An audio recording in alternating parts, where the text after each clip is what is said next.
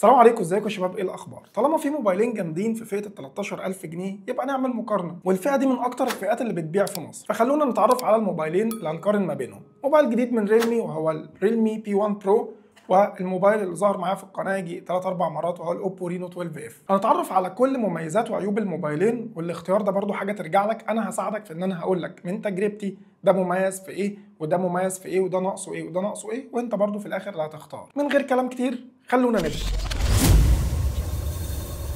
اول اختلاف هيبان معانا الديزاين. اول ما تمسك الموبايلين كده في ايديك فهتلاحظ ان الريلمي بي 1 برو بيجي بكيرفات من الظهر، وبيجي بلون احمر مميز جدا، وفي لون تاني ازرق، واللونين عليهم نقشه الريشه كده، وحاجه في منتهى الفخامه والاناقه والتميز. كاميرا دائريه باطار بنفس لون الموبايل عشان يديك سيمتريه عاليه، كمل الشياكه بتاعتك. مسكته في الايد مريحه جدا جدا جدا بسبب الكيرفات اللي في الظهر. موبايل سليم، وزنه مش تقيل قوي. الحقيقه الظهر برده هنا هيخطفك اول ما تمسك التليفون. اما لو رحنا على الاوبو رينو 12 اف هنلاقي بقى الحواف الحاده والظهر الكومباكت كده مضغوط كله في بعضه، مفيش اي بروز ولا فيه اي حاجه، والظهر مصنفر برده ما يبانش فيه بصمات. وعندنا برده كاميرا دائريه حواليها رينج لايت بينور في الاشعارات او المكالمات، انت بتخصصه زي ما انت عايز. ولكن انا دلوقتي بقى بتكلم في الحيره، لو انا عايز اختار موبايل من الاثنين، واحد جاي كيرفد وواحد جاي بحواف حاده، انت بقى لو ايدك كبيره وتقدر تستحمل الحواف الحاده يروح للاوبو رينو 12 اف. لو انت بتحب بقى المسكه المريحه المبطنه كده اللي هو ايه، تحس الموبايل في ايدك كده بيساعد على المسكه، روح للريلمي بي 1 برو. اما بقى موضوع الديزاين والشياكه والحلاوه والكلام ده كله بيرجع لذوقك. الموبايلين بيتحملوا صدمات بشكل كبير جدا سواء على الظهر او على الشاشه، والموبايلين كمان ضد الميه بمعيار اي بي 65 في الريلمي بي 1 برو، واي بي 64 في الاوبو رينو 12 اف. الاي بي 65 اكيد افضل من الاي بي 64 في تحمل الميه والغبار والكلام ده كله، ولكن الموبايلين سدوا معايا تحت الميه بقى في التجربه الفعليه. الموبايلين غطستهم في الميه وطلعتهم، الدنيا كانت تمام جدا، مفيش اي موبايل فيهم جرى له حاجه. تاني حاجه خلينا نروح نتكلم عن الشاشه في الموبايلين. اول حاجه بتلاحظها كده ان الريلمي بي 1 برو بيجي برده بشاشه كيرفد، وده مش اي كيرف، ده 3 دي كيرفد، يعني بقى ايه من اول الحواف للاطراف كله الكورنرات وكل حاجه فيها كيرف. فالكيرفات اللي مع الظهر والشاشه بتديك حاجه كده مريحه جدا، تحس ان الموبايل مدور في ايديك، يعني الماسكه مريحه فوق ما تتخيل. شاشه الريلمي بي 1 برو بتيجي بحجم 6.7 بوصه، 120 هرتز معدل تحديث. اما شاشه الاوبو رينو 12 اف فبتيجي فلات بدون اي انحناءات. الشاشه بتيجي بحجم 6.67 بوصه، 120 هرتز معدل تحديث هي كمان. الوان الشاشات والكونتراست والشاربنس وكل ده مش هتلاحظ فيهم فروقات رهيبه، الموبايلين هيأدوا معاك في الشاشه وزي الفل. الشاشتين بيجوا ببصمه مدمجه في الشاشه والبصمه زي الصاروخ. ولكن خليني اقول لك على حاجه، شاشه الريلمي بي 1 برو الكيرف اللي فيها ده مخليها من افضل الشاشات في الفئه السعريه، لان الشاشه الكيرف عموما معروفه بتتحط في الموبايلات الغاليه، فانت لما بتمسك الريلمي بي 1 برو بتحس ان الشاشه اغلى من الفئه السعريه اللي هو نازل فيها. ولكن خليني اقول لك برضو ان سطوع الشاشتين هنا فيهم فرق لصالح الاوبو رينو 12 اف. شاشه الاوبو رينو 12 اف بتيجي بسطوع بيوصل تحت اشعه الشمس المباشره ل 1200 نتس، اما شاشه الريلمي بي 1 برو بتيجي بسطوع بيوصل تحت اشعه الشمس لحد 950 نتس. طبعا الفرق هنا لصالح الاوبو رينو 12 اف، بس في الحالتين تحت اشعه الشمس المباشره وانت ماسك الموبايلين في ايديك هتشوف بدون اي مشاكل. خلينا نروح على تجربه العتاد في الموبايلين. النقطه دي بتفرق بقى مع ناس كتيره جدا في الشراء. الريلمي بي 1 برو بيجي بمعالج الحقيقه محترم جدا جدا في فئه 13000 جنيه، انت مش هتلاقي المعالج ده غير في الريلمي بي 1 برو. معالج من كوالكوم سناب دراجون 6 جين 1 4 نانومتر والدعم لخدمات ال 5 جي. الريلمي بي 1 برو بينزل بنسختين، 256 ده ثابت مع 8 جيجا رام او 12 جيجا رام، وبيزيدوا كده 12 جيجا تاني من الرام اكسبانشن، وبيطلع من العلبه بالريلمي يو اي 5 المبنيه على اندرويد 14. خليني اقول لك ان الاوبو رينو 12 اف بيجي بمعالج من ميديا تك والدايمنسيتي 6300 بيجي 6 نانومتر والداعم برضو لخدمات ال 5 جي. الموبايل بيجي منه نسختين، ال 12 جيجا رام ثابت، وممكن تاخد النسخه ال 256 او تاخد النسخه ال 512. طبعا فرق الارقام بين المعالجين بتوضح ان الريلمي بي 1 برو بيتفوق بحبه حلوين قوي قوي قوي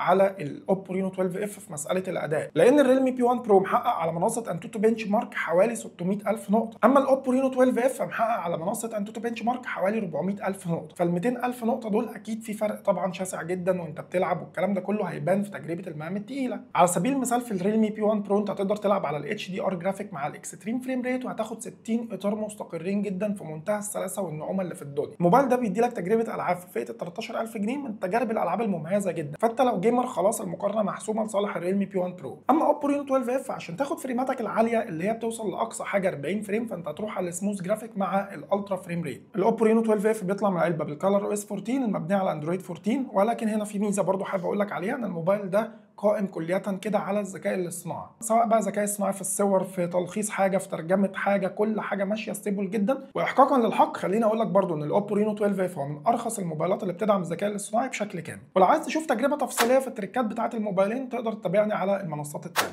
اما لو رحنا على المهام الخفيفة فالواجهتين ممتازين، الواجهتين خفاف جدا، احتفاظ بالتطبيقات، فتح التطبيقات وقفل والكلام ده كله بيكون طبعا اسرع في الريلمي بي 1 برو فرق المعالج، لكن انت مش هتحس بده لو انت بتستخدم الاوبو رينو 12 اف لوحده. لكن لو حطيت الموبايلين جنب بعض الفرق اكيد هيبان. تعال نتكلم عن تجربه تصوير الكاميرات في الموبايلين. ريلمي بي 1 برو بيجي بكاميرا خلفيه ثنائيه، الاساسيه بتيجي 50 ميجا بكسل، فتحه عدسه اف 1.8 مع دعمها للتثبيت البصري الحقيقي الاو اي اس. ولكن في ميزه رهيبه جدا جدا هنا لازم اقول لك عليها، المستشعر بقى اللي ورا الكاميرا هنا بيجي من سوني الاي ام اكس 882، هو نفس المستشعر الموجود في الريلمي 12 برو. الموبايل ده دلوقتي سعره حوالي 16 او 17 الف جنيه، فلما انت تاخد معالج موبايل ب 16 17 الف جنيه وتاخد كاميرات او سنسور الكاميرا اللي موجود وهو يعتبر نفس الكاميرا الموجود برده في نفس الموبايل اللي هو ريلمي 12 برو، فلا هنا طبعا ريلمي عامله حاجه جامده جدا في الفئه دي ما نقدرش ننكرها. الكاميرا الثانيه بتيجي 8 ميجا بكسل تصوير الالترا وايد، فتحه عدسه اف 1.7.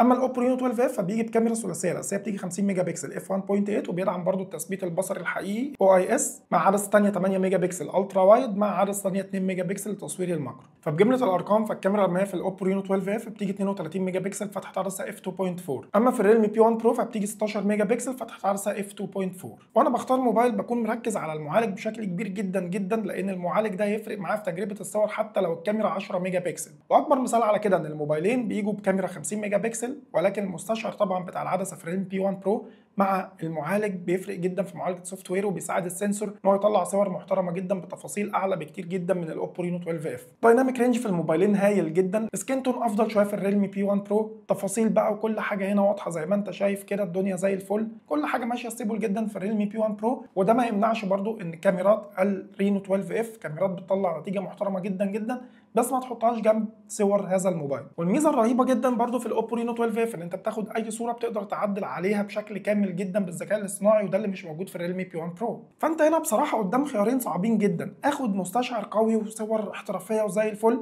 ولا اروح للاوبو رينو 12 اف بتجربه ذكاء اصطناعي، احذف حاجه احط حاجه براحتي بقى، اظبط الدنيا زي ما انا عايز بالذكاء، حاجه ترجع لك. ولو نقلنا على وضع تصوير الفيديو هيظهر معانا فرق كمان لصالح الريلمي بي 1 برو وهو جوده ال 4K.